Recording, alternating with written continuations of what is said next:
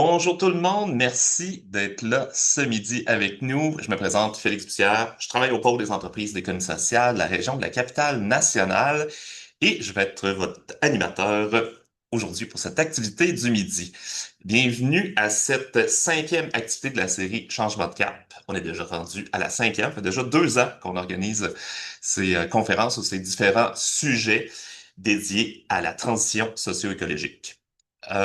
Si vous êtes intéressé à suivre les prochaines activités de la série Changement de cap, parce que l'on prend, après celle-ci, on va prendre une pause pendant ce printemps et l'été, mais on va revenir l'automne prochain. Donc, je vous invite à vous abonner à l'infolette de la série Changement de cap, où vous allez avoir les informations quand les dates seront sorties pour nos prochaines activités. Je tiens à remercier les partenaires qui nous permettent de rendre possible cette série.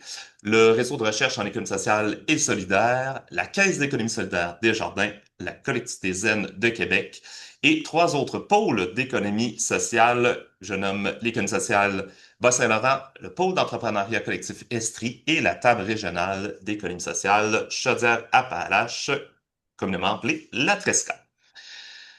À savoir que nous, on est quatre pôles organisés cette conférence-là ce midi, mais sachez qu'il y a 22 pôles régionaux d'économie sociale au Québec. Je sais qu'il y a des gens d'un peu partout au Québec qui sont présents ce midi.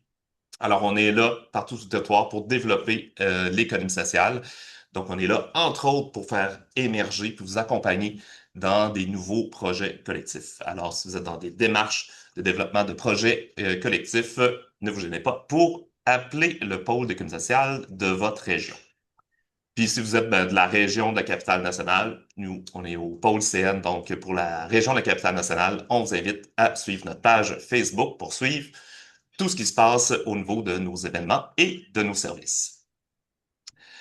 Alors voilà pour les petites annonces, les petits messages d'introduction. Maintenant, on va être prêt pour entrer dans notre sujet d'aujourd'hui, la robustesse, concept qui a été mis de l'avant, entre autres, par les travaux d'Olivier Hamant, si vous avez déjà entendu parler de la robustesse dans les derniers mois, dernières années. Dans un contexte de polycrise, les entreprises et organisations cherchent sans cesse à se réinventer, innover et à se développer autrement. Ce midi, on va explorer ensemble comment les principes du vivant offrent des clés pour traverser les crises, non seulement en résistant aux chocs, mais aussi en saisissant les opportunités que ces crises révèlent. Nous allons explorer comment bâtir des organisations robustes, capables de durer et d'évoluer, et surtout comment se développer sans dépendre de la croissance. Pour nous aider à mieux comprendre ce concept, on accueille aujourd'hui Mathieu Piguet. Alors, Mathieu, tu peux ouvrir ta caméra, micro, est-ce que tu es bien avec nous? Oui, la caméra et le micro sont ouverts. C'est bon. Excellent. Ça va bien? Oui, ça va bien, merci. Merci pour Parfait. l'invitation. Oui, je vais vous présenter notre présentateur d'aujourd'hui officiellement. Mathieu Piguet est membre de la coopérative NISCA, où il explore et diffuse les principes de l'économie écologique. Il s'attache à promouvoir des alternatives fondées sur la coopération, la lenteur, la diversité et l'imperfection.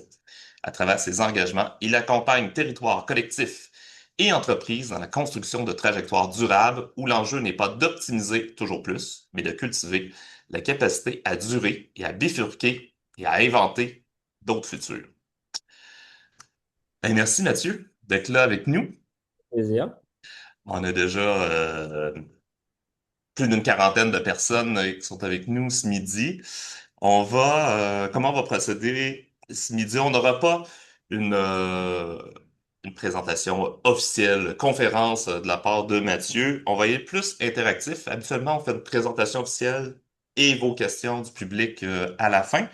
Mais là, on va prendre vos questions au fur et à mesure. Moi aussi, je vais m'entretenir en même temps avec Mathieu, certains sujets qu'on va aborder. Pour tout ça, pour se donner jusqu'à 13 heures pour comprendre qu'est-ce qu'on entend par la robustesse.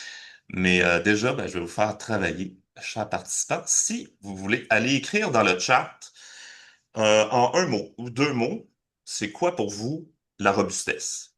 Déjà, avoir une première idée de ce que vous en comprenez.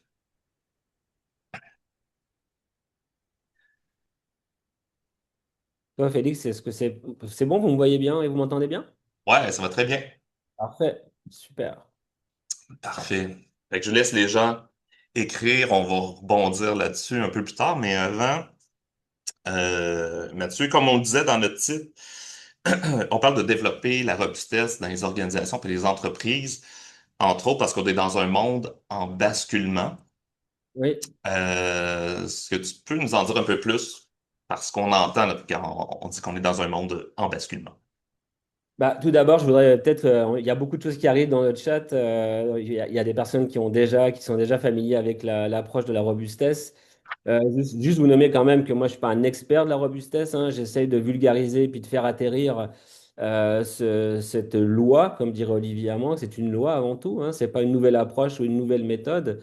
C'est une loi du vivant et la robustesse nous permet de mieux comprendre comment faire face justement à un monde qui est en basculement. Donc, je voudrais commencer peut-être par dire que je pense que ça échappe à personne que en ce moment le monde est en train de basculer. Je pense qu'avec ce qui est en train de se passer au niveau géopolitique, au niveau social, au niveau écologique, tout le monde sent qu'il se passe de quoi, sans vraiment toujours comprendre ce qui se passe, mais la question, c'est qu'il est en train de se passer quelque chose.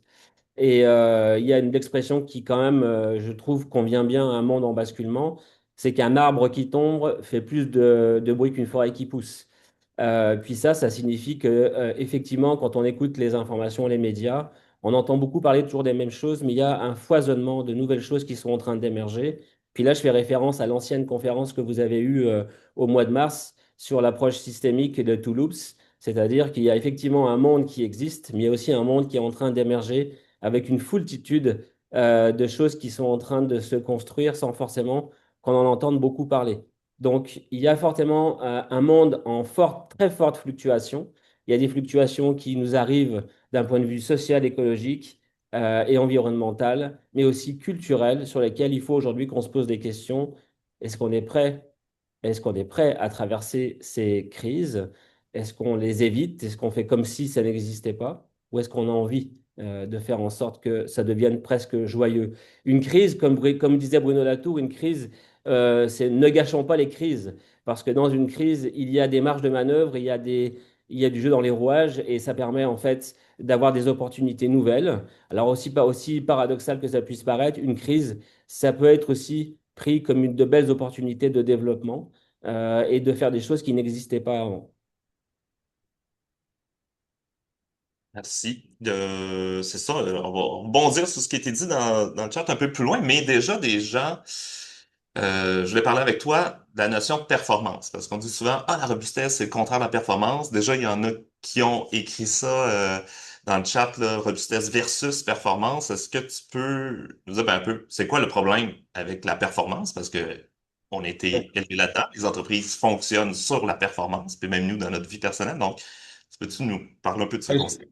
pourrais parler aussi de Niska et puis donc tout simplement, je pense que bah, Niska, entreprise d'économie sociale, est-ce que on s'est posé la question de savoir depuis 20 ans qu'existe Niska, est-ce que Niska est restée performante depuis 20 ans? C'est sûr que non. Niska a été aussi et est aussi robuste, mais dans l'idéologie, dans l'idéologie dominante, la performance, elle est très très présente. Puis je vais utiliser aussi, comme Olivier Hamon l'utilise beaucoup dans ses conférences, l'image de la température du corps. Quand une personne fait de la température, un humain fait de la température, monte en fièvre, la question est-ce qu'il est robuste ou est-ce qu'il est performant? À ton avis, Félix? Hmm. Quand tu Je fais de la dirais, fièvre, quand tu fais de la fièvre, Félix, est-ce que ton corps il est performant ou est-ce qu'il est robuste? je serais robustesse. Il est robuste. Ok. Eh ben, je pense pas, non, Félix. Je pense que quand tu fais de la fièvre ou quand on fait de la fièvre, en fait, on est performant. Parce qu'en fait, le corps, il est monté pour être en sous-optimisation et être à 37, et donc de température 37, 37,5. Puis quand il y a une infection, bah, le corps commence à lutter. Donc là, il monte en performance, puis il devient performant pendant 2 ou 3 jours. Puis ensuite, bah, on fait en sorte que la fièvre retombe, sinon ça risque d'être quand même assez désagréable pour la personne qui a de la fièvre. Donc, on pourrait aussi avoir cette métaphore avec les pompiers, les militaires. On peut aussi avoir cette métaphore avec la nature, avec le lion ou la lionne qui chasse. Quand on regarde des documentaires animaliers, on a l'impression que les lions sont toujours en train de courir dans la nature pour chasser, mais en fait, dans le documentaire, ils sont restés 6 jours à attendre de voir la lionne chasser. Ça dure quelques instants, sinon le reste du temps, elle est tranquille et elle se repose. On pourrait parler par exemple aussi des rapaces qui, chassent, mais ça ne prend que 5% de leur temps. Le reste du temps, ils sont en sous-optimisation et ils se reposent. Donc, c'est un enjeu assez important de comprendre qu'aujourd'hui, il y a des organisations qui sont, si on ramène ça en fait aux organisations humaines, c'est pour ça qu'on a développé le projet Lichen justement avec Niska, c'est qu'en fait, on se rend compte que les organisations sont souvent très très robustes, mais qu'elles ne le savent pas et qu'elles mettent sous l'angle de la robustesse souvent des performances qui n'en sont pas. Parce que la performance, c'est effectivement une idéologie très forte et qui fait en sorte qu'il y a nécessité de déplacer le centre de gravité de nos réflexions pour ramener peut-être un compromis entre l'idéologie, entre la performance et la robustesse. Ce qu'on Hmm. peut appeler idéalement trouver un compromis. D'être, ouais, c'est ça. Toujours l'impression qu'il faut être à son maximum. Oui, parce que finalement, est-ce qu'on accepte d'avoir des imperfections? Est-ce qu'on accepte d'avoir de l'incohérence de temps en temps? Qui accepte aujourd'hui? Est-ce que c'est accepté socialement de dire que dans son agenda, on a du temps? Est-ce qu'on est capable de gérer de l'inefficacité au sens un peu du gaspillage de notre temps? Tout ça, c'est le contre-modèle qui nous est offert par les lois de la nature, qui nous amène à nous questionner sur finalement, qu'est-ce qu'on est prêt à accepter dans nos organisations pour être peut-être plus robuste que performant. Et l'axe du progrès pour devenir robuste, c'est de passer par la robustesse et pas par la performance. Hmm. On en reparlera peut-être un peu plus tard là, dans l'organisation, même dans l'entreprise, dont on parle de principe de profitabilité, viabilité financière, comment que ça peut jouer, mais je vais revenir peut-être les termes que les gens ont nommés au début. Il y a souvent résilience. Est-ce que c'est un synonyme de robustesse? Parce que là, quelques années, on parlait beaucoup de résilience. Là, la robustesse, est-ce que c'est le nouveau mot ou il y a une différence entre la résilience et la robustesse? Il y a une différence fondamentale. C'est sûr que la robustesse, ça s'inscrit dans un monde qui est instable avec de fortes variations en pénurie de ressources. C'est sûr que la question de résilience, a priori, la résilience, puis quand on regarde aussi Olivier Hamon, mais ça, c'est pas complètement fixé non plus, parce que si on écoute les débats entre résilience et robustesse, je vais vous livrer mon interprétation. Moi, j'ai l'impression que quand on parle, et en tout cas quand j'accompagne des organisations pour avoir fait un gros travail sur la résilience organisationnelle, mon sentiment, c'est que la robustesse travaille sur la capacité d'anticipation et de se préparer à traverser les crises. Alors que la résilience, c'est la question de la chute et du choc qu'on va avoir. Et donc, ça se situe, pour moi, plus dans un second temps. Si les organisations, les territoires sont capables de se préparer à traverser les crises, fort à parier que fort à parier que leur capacité de résilience va être plus forte. C'est ceux qui se préparent pas ou ceux qui ne vont pas se préparer à traverser les crises comme étant des opportunités, c'est sûr que la capacité d'absorption va être plus difficile et donc le choc va être plus dur. Donc j'ai Hmm. j'ai tendance à dire que la robustesse se situe en amont de la résilience d'un point de vue un peu plus théorique et conceptuel quand on parle des organisations. Je ne parle pas du volet psychologique, par contre, parce que d'un point de vue psychologique, la résilience, c'est autre chose. Mais d'un point de vue idéologique, c'est questionnable aussi la résilience dans la mesure où on peut très vite nous apprendre à dire qu'il va falloir qu'on tombe et qu'on se relève, qu'on tombe et qu'on se relève. La proposition de la robustesse, c'est d'être capable de traverser les crises malgré les fluctuations. Et donc, pour ça, il faut s'y préparer. Ce qui est un petit peu différent de l'angle de la résilience. OK. Les gens ont parlé aussi je vois des liens là, de perdurer dans le temps, de la durabilité, l'adaptabilité. Oui. Est-ce qu'on est dans le bon champ quand les gens nous nomment ça?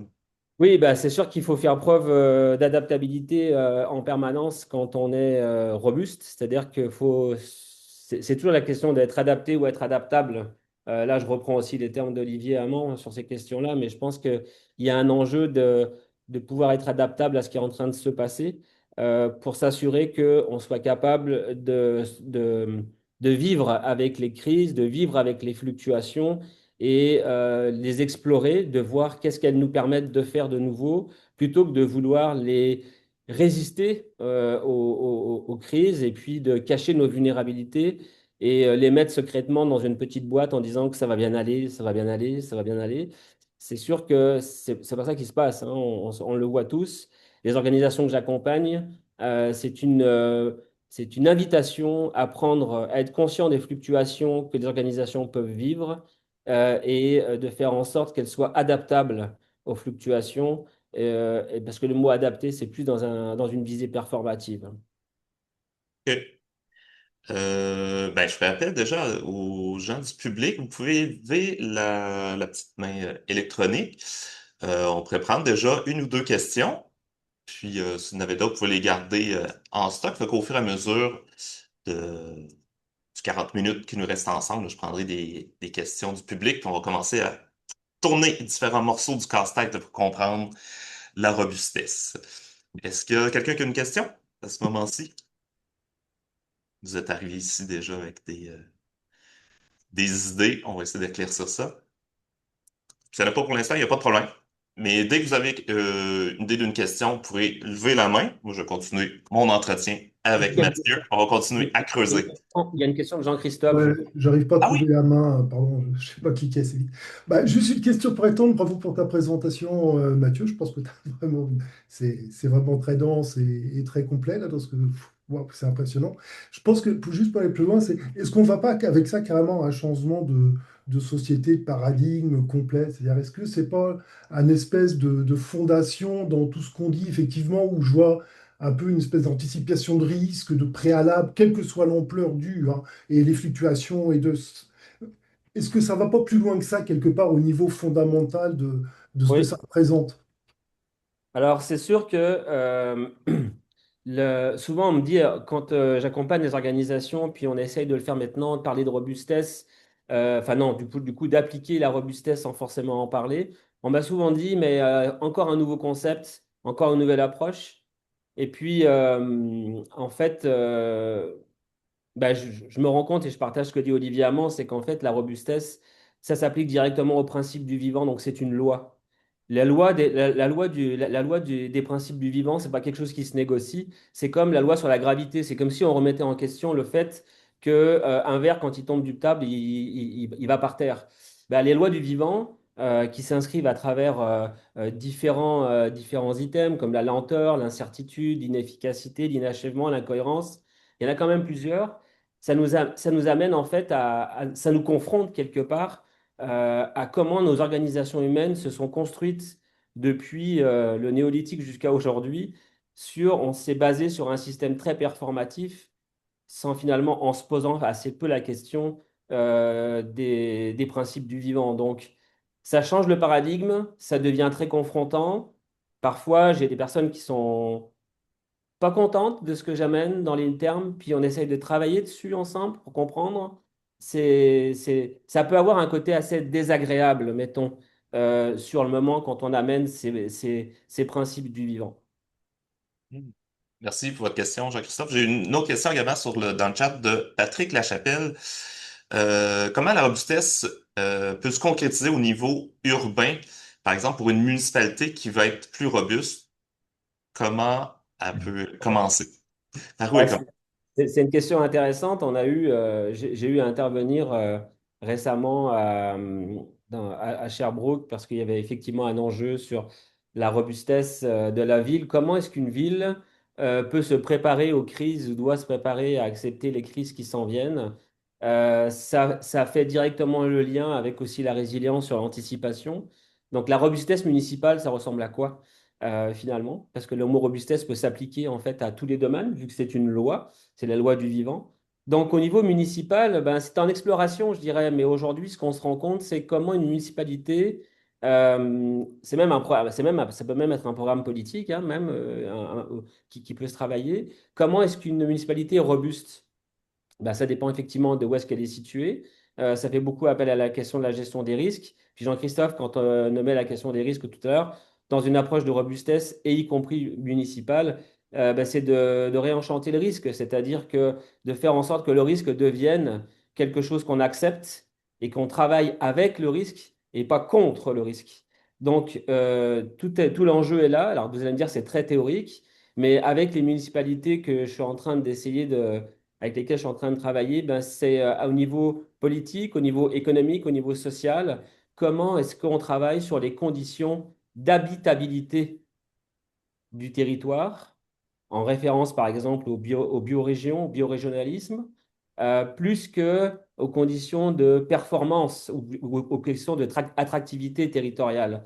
Je pense que la clé là-dessus, elle est intéressante. En tout cas, moi, c'est ce que j'explore. L'attractivité territoriale versus l'habitabilité territoriale. Beaucoup de municipalités souhaitent encore être attractives.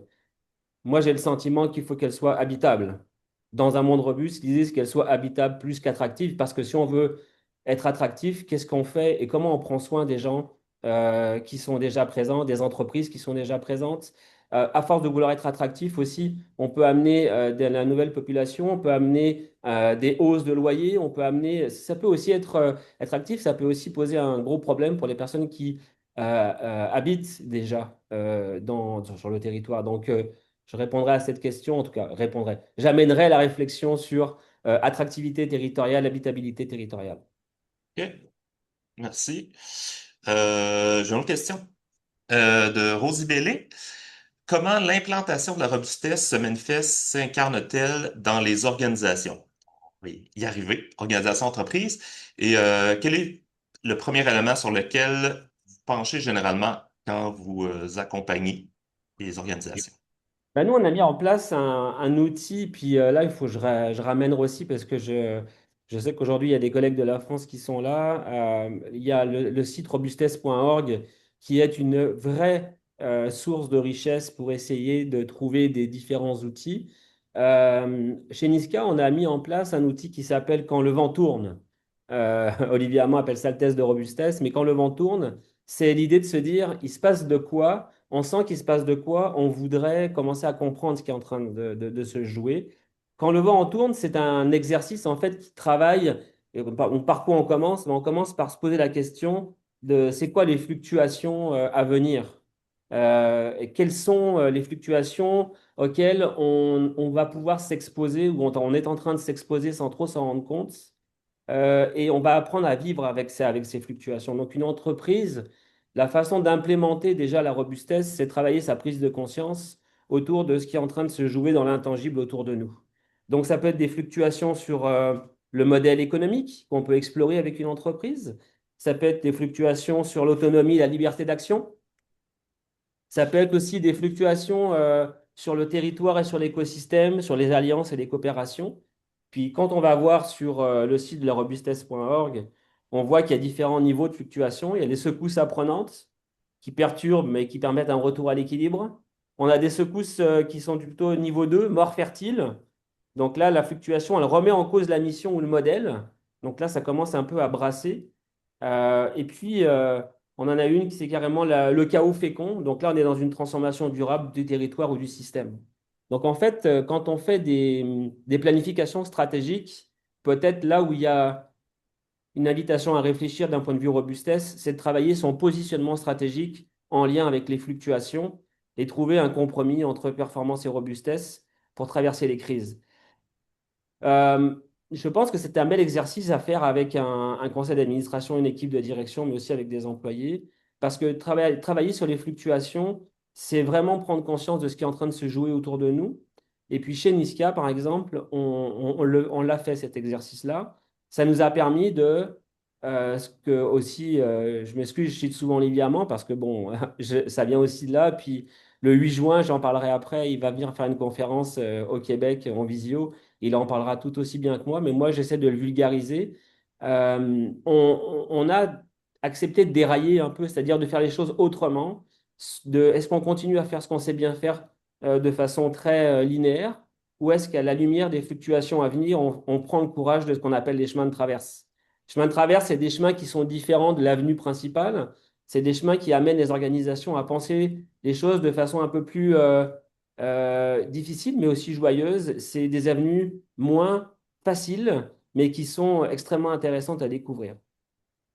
Il y a une organisation, par exemple, que j'accompagne en ce moment qui se pose des questions sur des pratiques théâtrales à l'échelle de la grandeur du Québec. Est-ce qu'on reste sur un système de pratiques théâtrales existantes ou est-ce qu'on va aller sur des pratiques théâtrales qui sortent des sentiers battus et auquel cas, quelle est l'énergie qu'on veut avoir là-dedans? Donc, en fait, l'avantage de ça, c'est que qu'on soit une organisation en tourisme, dans le communautaire, que ce soit une organisation dans l'économique, peu importe, c'est possible de travailler à partir des fluctuations. Puis un point qui est important, c'est que ce n'est pas une opposition à la performance, la robustesse.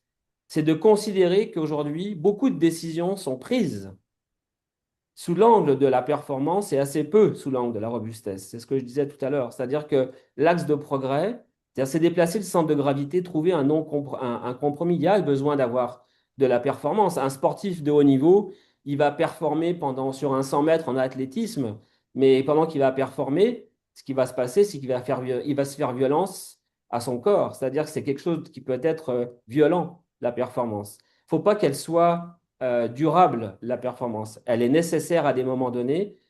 Et donc, une entreprise qui souhaite devenir très performante, c'est possiblement une entreprise qui peut devenir très violente aussi avec son personnel. Donc, on peut parler des épuisements organisationnels, du burn-out euh, social, parfois, dans lequel les gens sont plongés dans le sens qu'ils ont dans leur travail. Le burn-out écologique hein, qui va avec, si une entreprise ne se pose pas les questions de comment est-ce que ses interventions ou son activité nuit à la nature, bah, c'est des questions comme ça un peu qui sont importantes à se poser. C'est ce qu'on appelle chez Niska le temps profond, le temps du positionnement stratégique avant la planification stratégique. On va très vite dans la planification, souvent, on ne prend pas le temps. Donc là, c'est la référence à la lenteur, à l'incertitude, possiblement parfois à l'incohérence qui génère quand même beaucoup de créativité. Prendre le temps du positionnement stratégique avant d'aller vers la planification. Les principes du vivant, c'est un beau levier pour travailler dessus. Donc, avec l'outil, par exemple, que je vous disais sur quand le vent tourne, mais nous avons d'autres qu'on pourra partager aussi si ça vous intéresse. Oui. Pour continuer là-dessus, c'est des exemples, par exemple, en entreprise, ben, je suppose dans ton accompagnement, des directions d'entreprise doivent te poser la question, te challenger par rapport à la rentabilité de Ouais, l'entreprise. Parce que là, ouais. si on ralentit, puis tout ça, ben là, faut quand même amener des profits, il y a des investisseurs, etc. Donc, comment tu leur amènes ça ils vivent dans le système qu'on est actuellement, là, donc comment ils peuvent changer leur modèle? En fait, là, je vois il y a des demandes de références. Je vous mettrai des références. Je vois qu'il y a des personnes qui écrivent aussi, surtout dans le texte. La rentabilité dans un monde stable, c'est pas la même chose que dans un monde instable. Une entreprise, et ça a été documenté, hein, une entreprise qui vise une rentabilité dans un monde robuste, c'est pas une rentabilité à court terme, c'est une rentabilité à moyen et à long terme. Comment est-ce qu'on prend soin de ses clients existants? Comment est-ce qu'avec avec ses clients, on développe une autre forme de rentabilité plutôt que de vouloir développer absolument et avoir toujours plus de clients, on en veut toujours plus, etc. Comment est-ce qu'on est capable déjà de prendre soin de ceux qu'on a? Il y a les documentations qui donnent à voir aujourd'hui que les entreprises qui ont créé des renoncements, notamment pendant la Covid, qui ont fait des choix assez drastiques de dire on arrête une forme de croissance pour faire du développement latéral en offrant à nos clients d'autres procédés, d'autres façons de travailler, bien c'est des orientations qui sont intéressantes à explorer. Donc là, il y a une vraie dualité hein, entre rentabilité dans un monde performant ou rentabilité dans un monde robuste? Je pense que c'est toujours ça qu'il faut essayer de se poser comme question.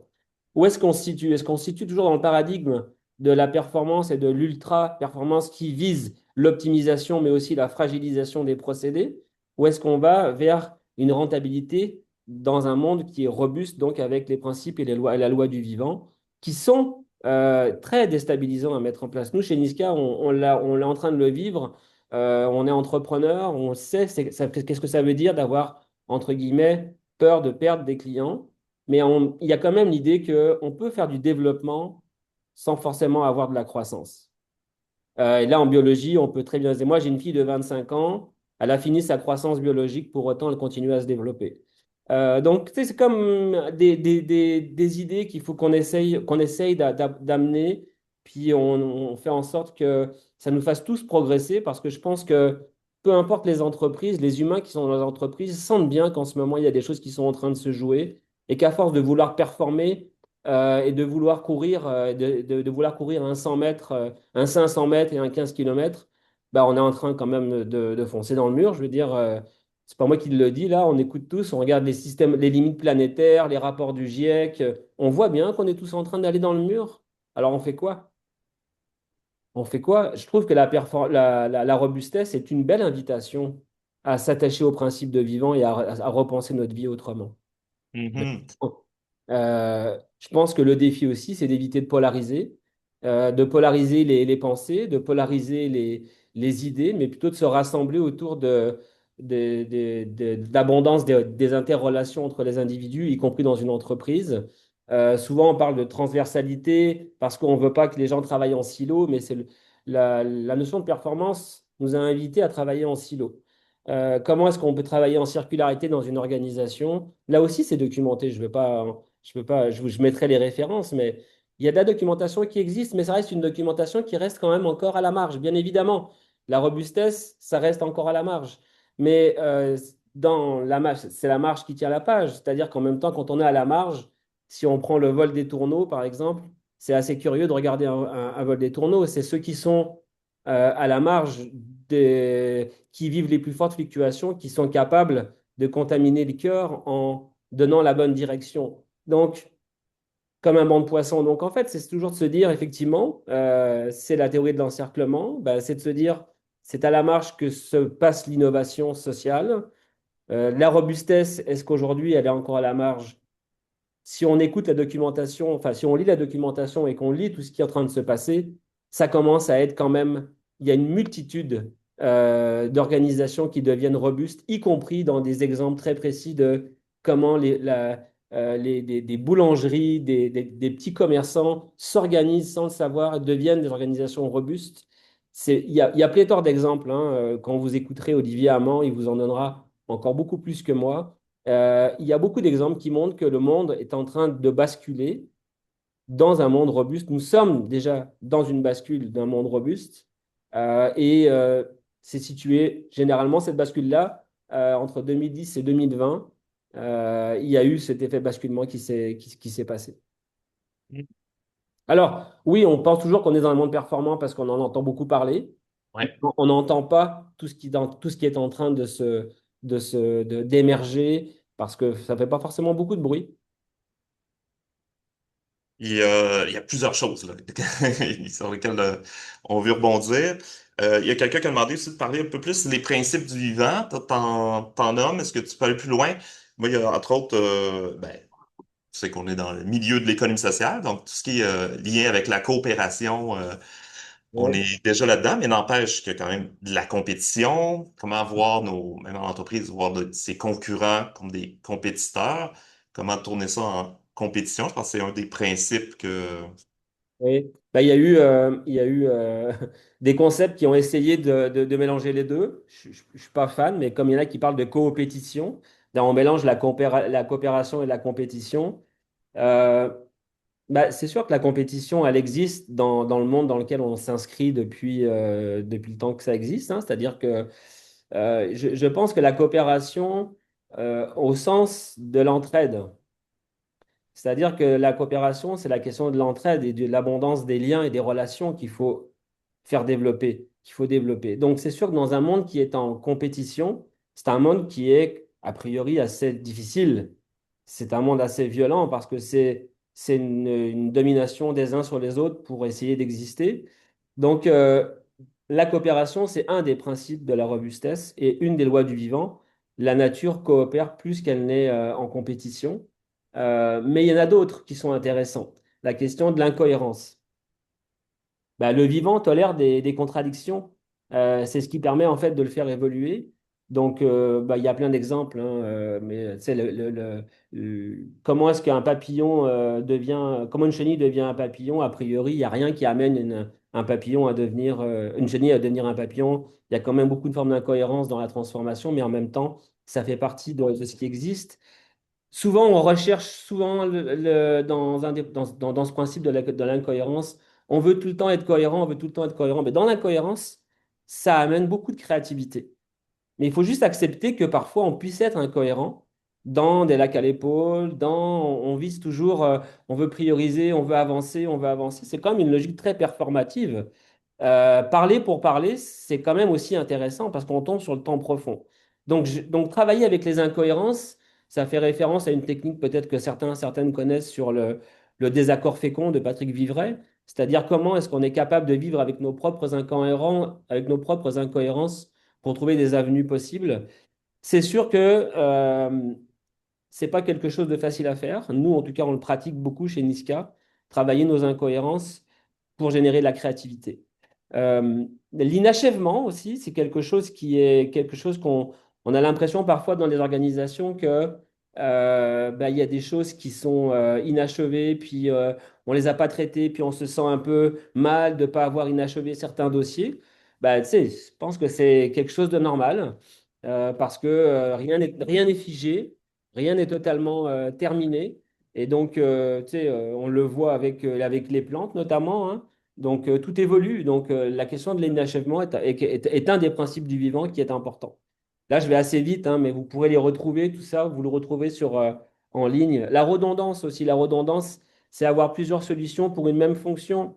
Ça, c'est important, ça permet de résister en fait aux perturbations. C'est le corps humain est plein de redondances. On a plusieurs vaisseaux sanguins, on a beaucoup de redondances au niveau aussi de la nature, notamment dans une forêt. Si vous prenez un arbre, il n'a pas qu'une feuille, hein, il en a plusieurs. Donc, il y a de la redondance. Il y a plusieurs fois la même chose pour un objectif qui reste le même. Donc, ne pas avoir peur de la redondance, parfois, dans, dans, dans l'esprit, par exemple, c'est de se dire, oui, mais il faut qu'on soit dans le continuum de service. Par exemple, des fois, on parle de continuum de service pour les personnes en situation de vulnérabilité. Ben, c'est quand même important aussi qu'il y ait plusieurs fois le même service. Parce que ça se peut qu'il y ait des endroits où le service qui va être offert sera pas le même qu'à un autre endroit, par exemple. Notamment si on pense aussi aux communautés racisées ou même, j'ai des exemples en tête où on nous a dit, bah là, il faut qu'on mette en place un service pour les personnes anglophones. Oui, mais le service existe déjà pour les personnes francophones. Oui, mais les anglophones n'iront pas vers le service francophone. Donc, il y a de la redondance dans le service. Mais en même temps, ça permet de toucher différentes personnes. Donc, ça aussi, c'est intéressant. Bah, l'inefficacité aussi, hein. L'inefficacité, est-ce qu'on accepte aujourd'hui d'être inefficace dans une journée?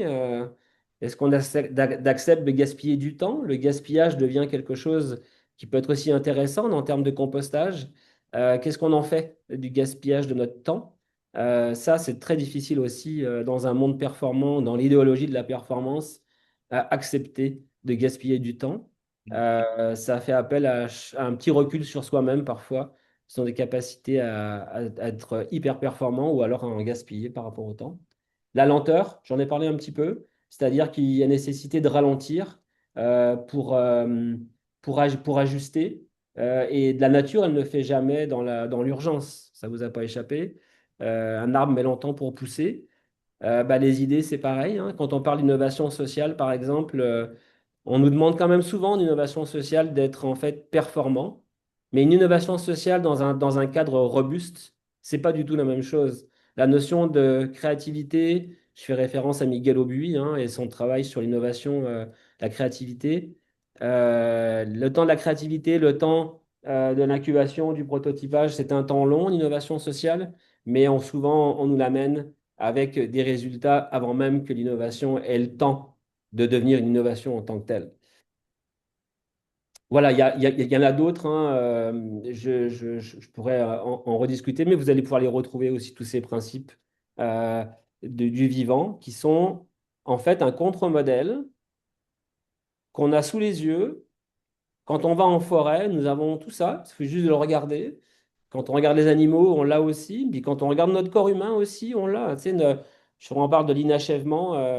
On a plein de choses de notre corps humain, dans notre corps qui servent à rien, là, qui sont mal faits, mais le vivant nous le dit, nous l'amène, mais on le regarde, on n'a pas pris beaucoup de temps, je pense, de le regarder. Ouais, merci Mathieu. Retour sur les principes. du vivant. J'ai des questions en attente. Alors, je vais te les poser. Une question de Karine Laperrière, qu'on revient plus sur sur l'entreprise puis le concept de croissance. Que diriez-vous à celui qui voit la compétition comme une loi de la nature? La croissance devient alors une façon de ne pas se faire voler ses parts de marché par les entreprises plus compétitives en croissance. Une entreprise peut-elle vraiment rester petite ou moyenne sans viser la croissance, sans finir par se faire racheter par une entreprise plus grosse? Grosse, grosse question. Je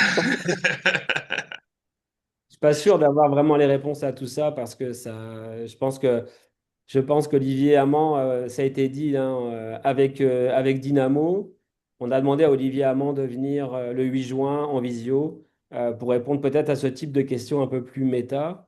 Est-ce que tu peux me reposer la question? Attends, est-ce que Oui. elle est... Mais il y a plusieurs éléments. Il y a d'abord l'élément qu'il y a des gens qui disent la compétition, c'est un des éléments de la loi de la nature. Ah, ça, je pense pas, par exemple. Ça, je pense pas. Je pense que c'est la coopération avant la compétition. Je pense que la compétition, donc au sens de la performance, elle est nécessaire de temps en temps, mais c'est pas la majeure. La majeure, c'est la coopération. Et puis, tu sais, c'est jamais tout ça est à nuancer, hein, je pense, mais j'ai pas le sentiment que je pense que la coopération prime sur la compétition. Mais dans le monde robuste, dans un monde à visée robuste, hein, j'entends. Dans le monde on va dire, où on pense que tout est stable. Parce que la performance et la compétition ont eu leur raison d'être dans un monde stable avec une abondance de ressources. Je veux dire, quand on est dans un monde stable en abondance de ressources, bah, la compétition s'installe, c'est sûr. C'est quand on est en pénurie et quand on est dans un monde instable que la coopération s'installe. Puis c'est ça qu'on est en train de vivre. Donc il y a possiblement, le changement de paradigme nous amène à penser que, effectivement, est-ce qu'on peut continuer à rester performant dans un monde qui est en crise et instable? Est-ce qu'on peut continuer raisonnablement à avoir des entreprises et à être dans des entreprises qui continuent à être en compétition dans un monde qui est en train de s'écrouler? Bah, c'est une invitation à y réfléchir. Je suis pas, je suis pas calibré pour répondre à un haut niveau, mais en tout cas, moi, j'ai pas le sentiment. Je pense que la coopération au sens de l'entraide pourrait nous permettre de penser un autre modèle d'économie.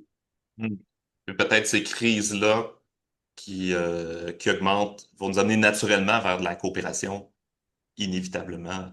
Il y a déjà des organisations qui coopèrent. Je pourrais vous nommer avec Dynamo, par exemple. Niska et Dynamo coopèrent ensemble sur des belles activités, des beaux projets, y compris le projet du 8 juin avec Olivier Hamon. Mais parfois, on est aussi en compétition. Donc là, c'est la question de la clarté, tu sais. Mais on tend, par exemple, avec Dynamo et d'autres, à travailler en coopération et en collaboration. Même si c'est pas facile, parce que quand on a besoin d'entraide, quand on va avoir besoin d'aide, quand les crises, quand de grosses crises vont arriver, il faut qu'on se prépare. Je suis pas le seul à penser ça, mais il y a nécessité de se préparer à ce qui arrive, comme sur une municipalité, une ville, des villages, il faut se préparer. Est-ce qu'on va avoir demain une nouvelle pandémie? Est-ce qu'on va avoir une guerre aussi? Est-ce qu'on aurait pu penser que les États-Unis voudraient envahir le Canada? Tu sais, il y a comme des choses qui sont. Est-ce qu'on aurait pu penser que on pourrait manquer d'eau au Québec? Enfin, il y a des exemples comme ça, il y en a quand même énormément sur lesquels je pense que c'est nécessaire, effectivement, en tout cas, nous, c'est ce qu'on fait chez Niska, de penser que les crises, bah, il ne faut pas les gâcher parce qu'elles génèrent des opportunités de penser les choses autrement. Mhm. Ce qu'on va dire en transition socio-écologique, souvent, juste au niveau des individus, c'est créer de la communauté, c'est créer Oui, un réseau d'entraide pour oui. s'adapter puis à faire face à ces éléments-là. Fait que tu dis un peu au niveau organisation, au niveau entreprise, c'est un peu la même Oui. chose. Bah, Pablo Servigne vient de sortir son nouveau livre, Un réseau de tempête, hein. Pablo Servigne, pour ceux qui connaissent, c'est réseau de tempête, c'est ça. Il vaut mieux avoir aujourd'hui peut-être des bons voisins que des bonnes idées. Parce que c'est lui qui dit ça aussi. C'est-à-dire qu'à un moment donné, l'enjeu, ça va être d'être en coopération et en relation et d'avoir de bons réseaux. plus que d'avoir des bonnes idées, parce que les bonnes idées, c'est pas ça qui va créer le lien forcément entre. Donc c'est l'abondance des relations en fait, c'est l'abondance des interactions qui est nécessaire. Chez Niska, on a lancé le projet Le Petit Hôtel à Sherbrooke justement pour ces raisons-là. On travaille avec des petites municipalités sur le projet Sortir des rangs justement pour ces raisons-là, parce que c'est dans les endroits qui sont à la marge, où il y a beaucoup de fluctuations, qu'il est nécessaire de tisser des liens encore plus que jamais, parce qu'il y a sans être un collapsologue averti, il y a des tipping points, des points de bascule, des effondrements qui sont en train de se passer et qui vont encore plus se passer. Puis une fluctuation, elle est imprévisible. Et elle va arriver, et quand elles vont arriver, ben, il y a nécessité de se préparer pour ça. D'où le travail sur les fluctuations. Et je reviens des questions en attente là, plus au niveau organisation, entreprise. Ben, il y a Karine Cazot, entre autres, qui demande, est-ce que tu as des exemples d'entreprises qui se sont appropriées les concepts de robustesse, si on veut aller lire, puis avoir des exemples d'entreprises qui l'ont Oui, mis en de fait, l'avant? si je mettrai la bibliographie du travail d'Olivier Hamon qui sont en train de sortir, mais l'entreprise robuste, il y a des études de cas d'environ une vingtaine d'entreprises. Non, exactement, c'est 7 dans le livre, mais il y a 7 entreprises qui sont à visée robuste, qui ont travaillé cette question-là. Donc, c'est bien documenté. On va avoir de l'information là-dessus. Vous pourrez avoir de l'information là-dessus sur des exemples. Au Québec, il y en a aussi, parce que de toute façon, il y a toutes les entreprises, a priori, sont robustes, mais elles ne le savent pas. C'est-à-dire qu'il y a il y a des fois des décisions stratégiques qui sont posées comme étant des décisions stratégiques à visée robuste, mais qui sont pensées comme performatives. Donc l'idée, c'est de faire ressortir ce qui est déjà robuste dans l'organisation, puis de le célébrer et de le valoriser pour en fait déplacer le centre de gravité idéologique autour de la performance versus robuste. Tu aurais un exemple? Tu aurais un exemple comme ça de choses cachées? Par exemple, sur les questions des décisions qui sont prises, quand une entreprise est capable de renoncer, par exemple, à certaines stratégies en disant, par exemple, on ne va pas aller sur tel ou tel dossier ou tel chantier parce qu'au niveau écologique, ça fait pas de sens pour nous et on est prêt à prendre le risque de ne pas. Donc là, c'est un choix de renoncement qui est à visée robuste.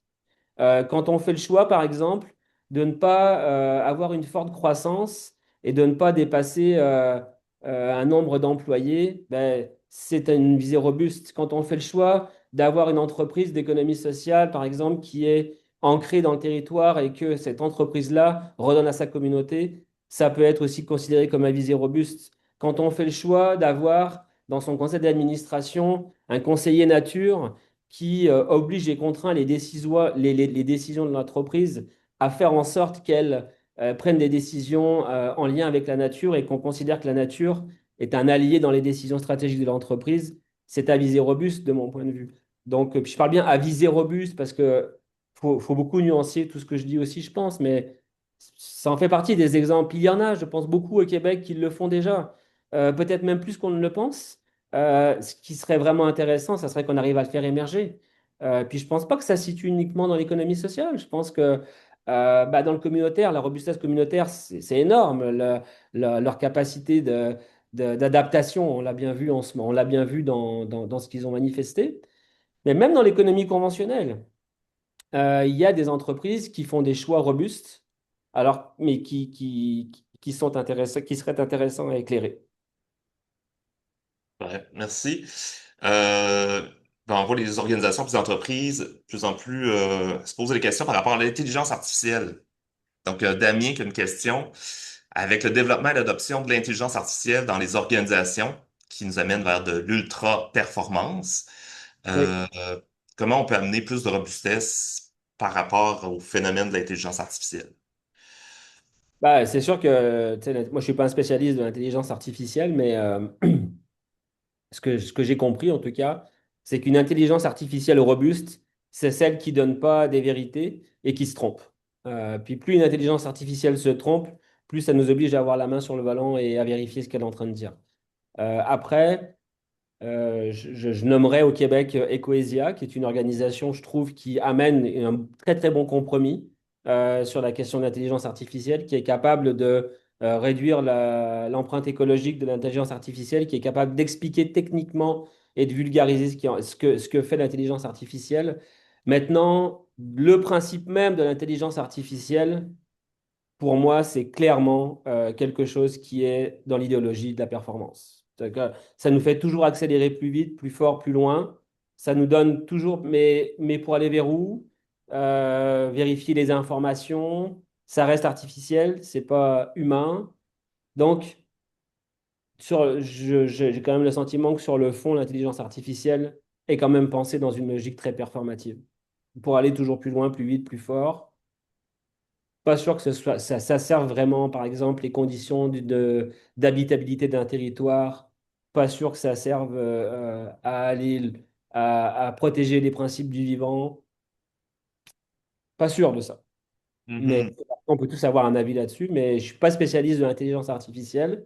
Simplement, je vous invite à aller voir Ecoesia, qui est une organisation québécoise qui est quand même très avancée sur la question. Merci. Il y a plusieurs commentaires. J'ai pas nécessairement des questions. N'hésitez pas à lever la main si vous avez encore des questions. Je pense, Mathieu, tu avais préparé peut-être quelques diapos pour continuer à Euh, expliquer peut-être en images certains éléments. Est-ce que tu vois le besoin de partager des éléments? Théorie, non, là, j'ai quand même dit pas mal de choses qui étaient dans les diapos. Puis j'aimerais ça qu'on puisse continuer. Il y a peut-être d'autres questions. Puis ça, il reste 5 minutes. Je pense pas à l'utilité de sortir le diapo là. Je pourrais peut-être juste dire que nous, on a mis en place chez Niska le projet Lichen. Donc, et le projet Lichen, c'est l'idée d'essayer de faire atterrir la robustesse dans les organisations. Bah, pourquoi le Lichen? Parce que c'est l'association d'une algue et d'un champignon pour traverser les tempêtes. Et puis, bah, nous, c'est l'idée de faire en sorte que les organisations humaines bah, s'associent au vivant, au principe du vivant pour mieux comprendre ce qui est en train de se jouer.